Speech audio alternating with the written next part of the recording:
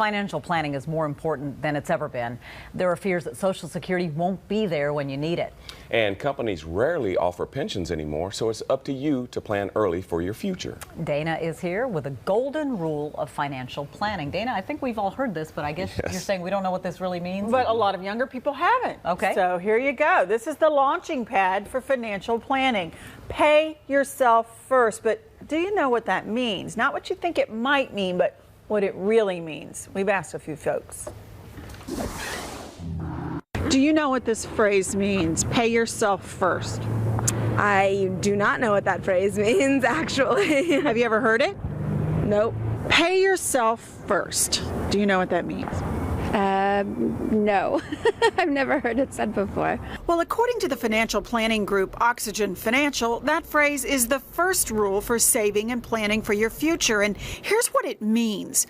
When you get paid, first, take out money for savings in your 401k. And once that's done, pay your bills. Then what is left over is your spending money. Now, if this is what you're doing instead, you've paid your bills and had some fun, but you don't really have enough for savings, then you need to cut back on the fun. A scary trend that we're seeing here in Atlanta is that regardless, like you said, whether you're earning $50,000 or $300,000, more and more Atlanta families are just living paycheck to paycheck.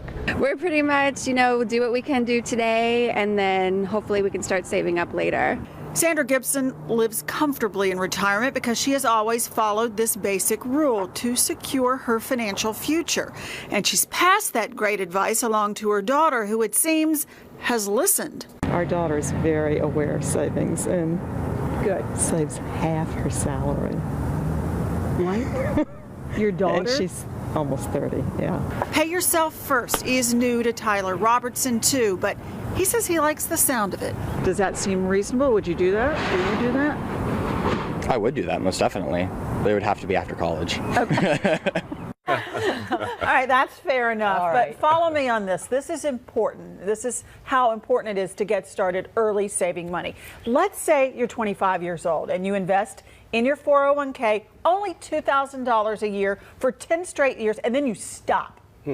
Now let's say you're 35 and you contribute the very same amount every year until you're 65 years old. That's 30 years. The 25-year-old has more money. Yes, more money at retirement, only contributing to savings for 10 years.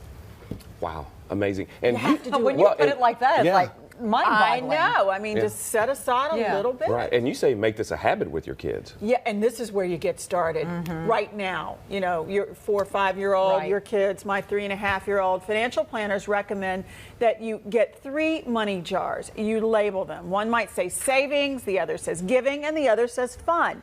When your kids are young, you can make it really simple and divide it by thirds. It gets them started early with the habit of saving and giving, and of course, the part about fun will take care of itself. Good.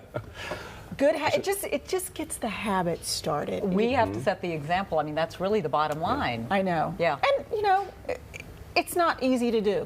So never too early. It's never too early. Or too late. Or too late. Yeah, I mean, you don't want to not do it because, I know. Yeah. Right. Dana, thank you. Thank you.